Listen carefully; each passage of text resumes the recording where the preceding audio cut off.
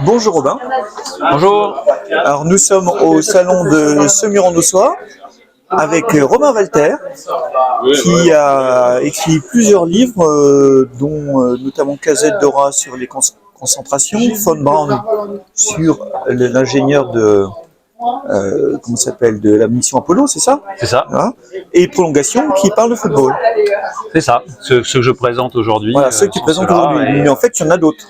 Il y en a d'autres. Il y en a un autre qui est déjà sorti et qui ressort dans 3 jours.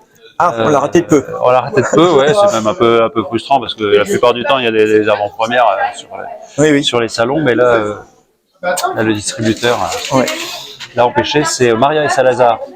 Une bande dessinée que j'ai réalisée en 2017, qui est sur l'immigration portugaise. Oui. Et sur le Portugal de Salazar. Voilà, c'est à la fois l'histoire de cette migration en France, et puis évidemment essayer de comprendre un petit peu le Portugal de cette dictature de Salazar qu'ils ont laissé derrière eux, et il ressort là en ce mois d'avril à l'occasion des 50 ans de la Révolution des œillets, qui est donc la Révolution portugaise, la fin de la dictature. Et donc le bouquin qui n'était plus disponible depuis quelques semaines seulement, mais voilà, ressorti à cette occasion-là. Ah oui, c'est dommage, j'aurais bien pris celui-là. Et ben voilà, il va falloir aller le chercher en librairie. Exactement. Ouais. Et en fait, on peut constater que tu fais principalement dans la BD historique. Oui, en fait, c'est ce qui m'intéresse, l'histoire, donc plutôt XXe siècle.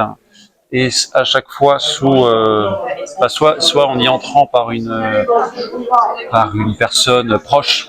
Oui. Alors là, en l'occurrence, Maria Salazar, c'est à travers le point de départ, c'est le témoignage de la Maria du titre, qui est en fait une grande amie de ma famille, qui était à l'origine la femme de ménage de mes parents, que je connais depuis toujours, et donc qui m'a confié son témoignage, elle et son mari, etc. Et donc j'aime cette manière de faire en humanisant finalement, en apportant de l'humain pour raconter la grande histoire. Et c'est ce qu'on retrouve, c'est ce schéma qu'on retrouve dans ma première BD. Oui, j'allais justement te revenir dessus, ta première BD, où tu as aussi un lien fort avec un des personnages. Encore plus, oui.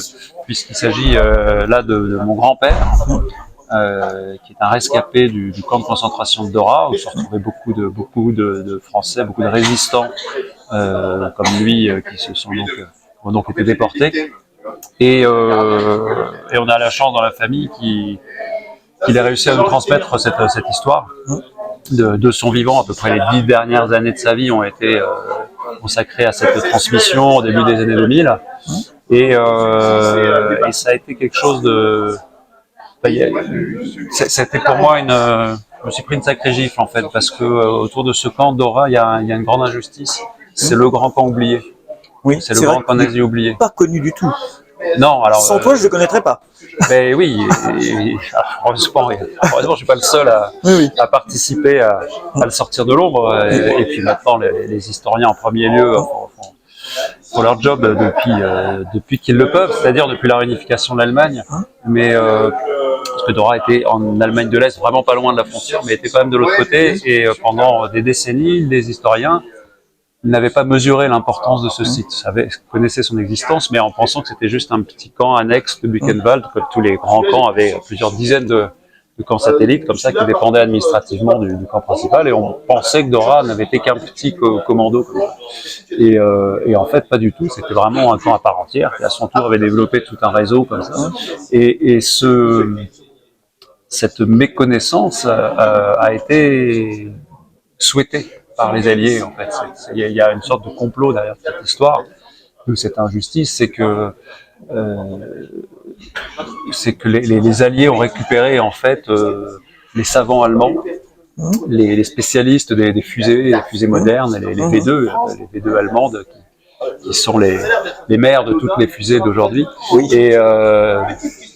D'où le deuxième album. Le deuxième album, Von Braun est lié à cette histoire. Hein. Pour moi, c'est cette continuité dans ce travail de mémoire. En fait, autant Gazette Dora, l'idée c'était de participer à sortir de l'ombre le camp de Dora. Von Braun, 10 ans plus tard,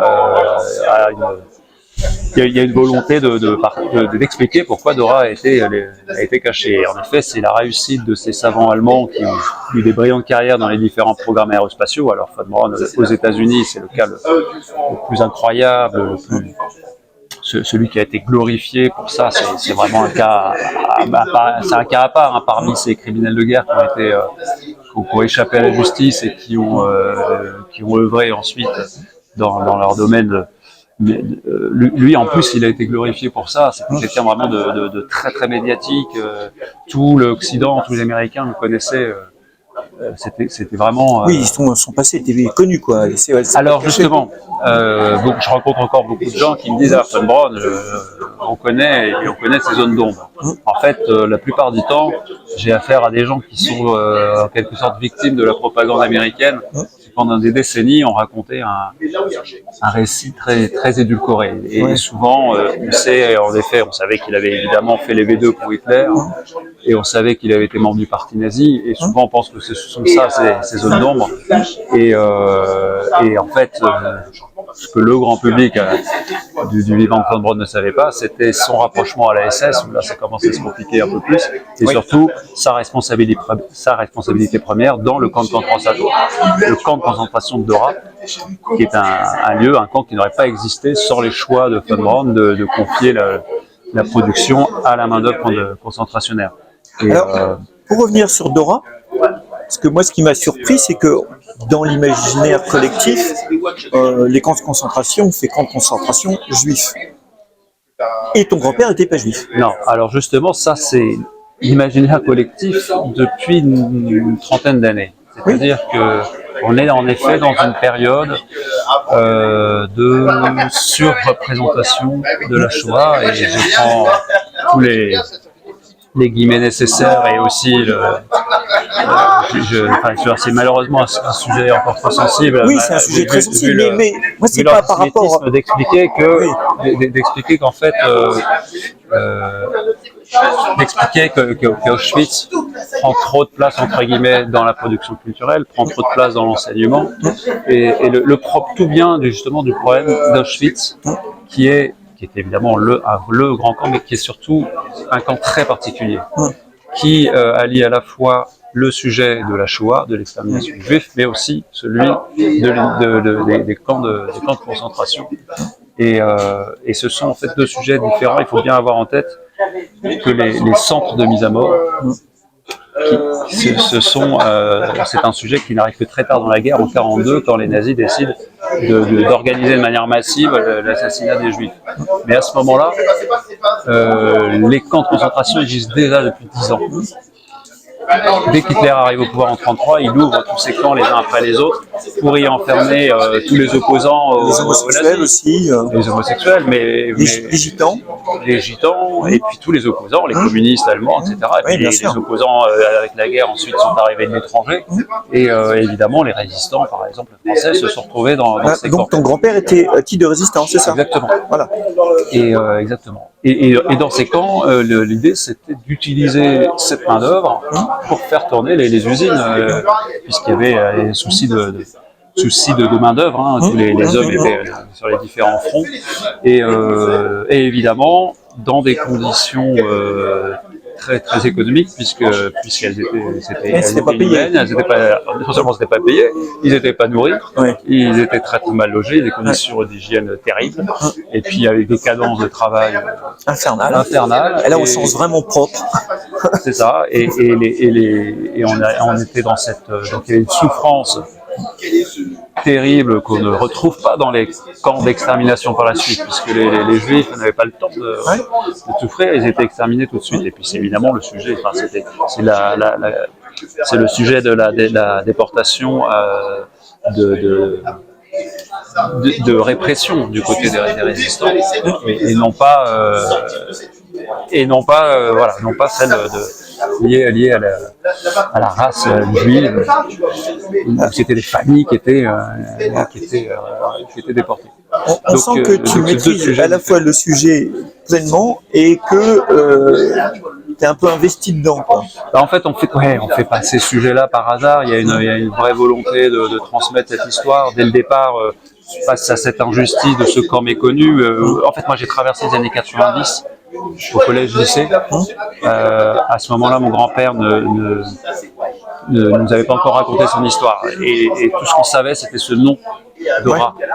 Et j'ai traversé ces années-là en interrogeant tous mes professeurs d'histoire qui ne connaissaient pas Dora. Je ne comprenais pas pourquoi Dora n'apparaissait pas sur l'écran. Donc voilà, il y avait une incompréhension.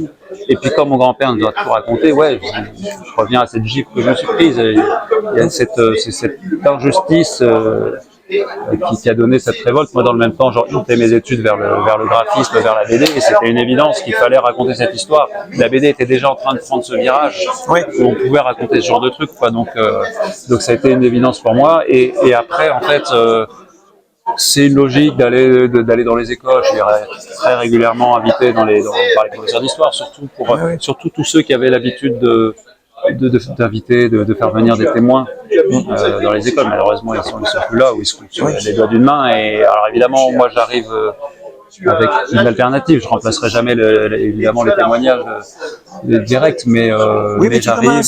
Comme tu es un témoin de deuxième main, quoi, dire que toi tu as vu des vrais et des proches, donc forcément. Oui, puis j'ai fait beaucoup de voyages sur place avec mon grand-père. J'ai rencontré tout un tas d'autres déportés. J'ai rencontré aussi des Allemands qui ont vécu cette période-là, que ce soit des secrétaires d'ingénieurs, que ce soit des gens qui avaient vécu les jeunesses hitlériennes. Donc c'est vrai que j'ai pas mal de choses à leur raconter, à leur transmettre. Et bien sûr que ça m'importe, surtout dans notre société aujourd'hui où on a l'impression que c'est encore plus urgent de le faire. Ouais, c'est vrai. Pour comprendre un peu tous ces mécanismes. Oui, des mécanismes qu'on retrouve un peu à l'œuvre aujourd'hui avec certains partis qu'on ne citera pas. Exactement. Et puis, nous en France, on le voit en France, mais pas qu'en France. Mais pas qu'en France. C'est des mécanismes qu'on voit. Mais après, ce qui est important aussi, ce que je dis un peu dans les classes, surtout dans des classes de quartiers sensibles, un peu où les enseignants ont affaire parfois à un antisémitisme plus ou moins affirmé, mais qui disent encore la Shoah, encore les Juifs. En fait, je leur explique souvent que, évidemment, qu'au cours de l'humanité, des crimes contre l'humanité, il y en a eu un paquet, des génocides, il y en a eu un paquet. Mais celui-ci a pour particularité qu'il n'existe aucun autre qui n'a été autant étudié, autant par les chercheurs, par les scientifiques, par les historiens, par les artistes. Et donc on a une documentation incroyable pour comprendre l'homme, parce que c'est le but de tout ça, évidemment. Le but de l'histoire, c'est le but de l'enseignement, c'est de savoir de quoi est capable l'homme. Et c'est en ça que dans 50 ans, dans 100 ans, je pense qu'on n'étudiera plus la Seconde Guerre mondiale, peut-être le débarquement, par exemple, on n'en parlera plus. Par contre, avec les nazis, on continuera. Voilà. Et par contre, j'espère que à ce moment-là, on arrivera à nouveau de parler de manière juste de ces différents crimes nazis, et qu'il n'y aura pas que la Shoah, qu'il y aura aussi cette déportation de répression que moi je raconte, évidemment, qui m'intéresse d'autant plus avec celle de mon grand-père. Alors, franchement, tu es passionnant sur le sujet et on t'écouterait des heures, mais on va essayer de parler un peu de ton troisième livre qui parle de football. Alors là, on change radicalement de sujet. Oui, il est venu juste après Casette Dora dans ma bibliographie. C'est pas anodin non plus. J'avais besoin moi de souffler. En fait, c'était surtout que c'est pendant les 3 ans de la réalisation de Casette Dora que mon grand-père est parti, etc. Donc j'avais vraiment besoin de mettre de la distance avec ce genre de sujet. Et dans mes cartons, j'avais ce projet sur le football avec une volonté de montrer qu'on pouvait faire autre chose que ce qui existait à l'époque. C'est sorti à l'origine en 2 volumes en 2014-2015, désormais disponible sous cette intégrale depuis 2022.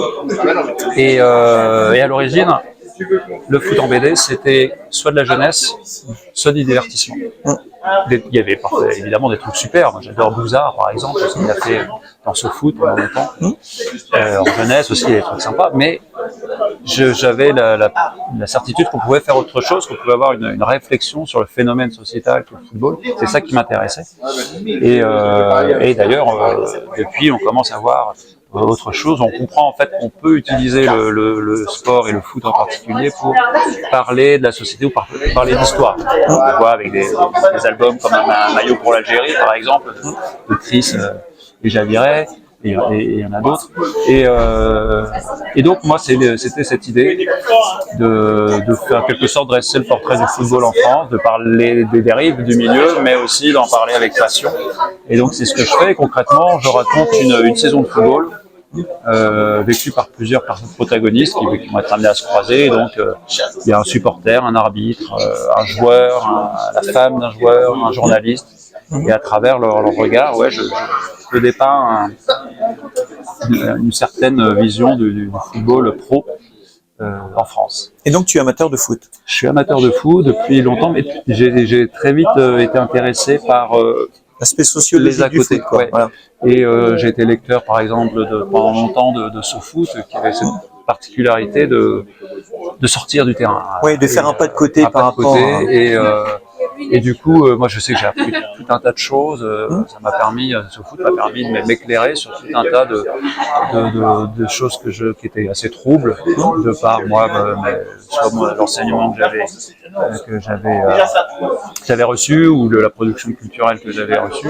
Et là, ça m'a permis de m'éclairer sur tout un tas de choses. Et j'ai toujours été passionné, toujours été convaincu de cette puissance du sport. Et il y a tout un tas de récits incroyables. Le sport, déjà, une partie, un match, une course, a de toute façon une dramaturgie. Et si on y rajoute de l'humain là-dedans, c'est ce que font d'ailleurs les journalistes sportifs, quand ils cherchent à nous raconter une histoire en amont et qui va nous passionner encore plus pour le match en question. Et si là-dessus on raconte un élément historique, ça donne des récits incroyables. Et donc j'ai plusieurs projets qui sont dans cette idée, et c'est aussi quelque chose que je fais chaque mois. C'est un travail que je fais chaque mois en ligne sur un site internet, ernestmag.fr, qui est un site généraliste, et chaque mois je publie depuis maintenant 3-4 ans une petite histoire de sport, en fait d'histoire, mais par ce prisme-là. Et ça me fait ma petite parenthèse chaque mois dans le long labeur, qui est un album de BD, et je raconte aussi bien des histoires plus ou moins récentes, par exemple Andrei Shevchenko, la grande star du foot ukrainienne, au moment du début de la guerre en Ukraine, afin de m'interroger sur l'identité ukrainienne, mais ça peut être l'histoire de Rino Della Negra, dont on a un peu reparlé au moment de la protagonisation de Manouchian. C'était le footballeur du groupe Manouchian. C'est parfois des histoires qui vont raconter plutôt à un siècle. Je raconte par exemple l'histoire du foot féminin. À travers elle, finalement, je raconte l'émancipation de la femme sur un siècle. Voilà, c'est tout un tas d'histoires comme ça, l'histoire de la sélection de foot nazi. Il y en a une trentaine. Et sort au mois de mai un recueil d'une vingtaine de ces histoires, donc en format BD, en format... oui, c'est à peu près 4 pages par histoire, et là ce seront des récits seulement consacrés au foot. On verra si on fait un autre tome avec... Ça a l'air passionnant aussi. En tout cas, moi je suis suffisamment passionné pour me plonger là-dedans chaque mois. Et, tu en parles très bien. Et je pense que c'est à chaque fois une belle entrée dans ces histoires-là. Évidemment, après, comme souvent, on peut aller creuser, mais il y a, en tout cas, le sport. Si je devais résumer un peu mon travail, c'est le XXe siècle, soit par des entrées familiales ou proches, soit par le sport. Et ça se résume. C'est aussi quelque chose qu'on voit dans mes œuvres à venir. Et bien, en tout cas, merci beaucoup, Robin, ce fut passionnant. Et à très bientôt. Avec plaisir, merci. Allez, salut. Salut.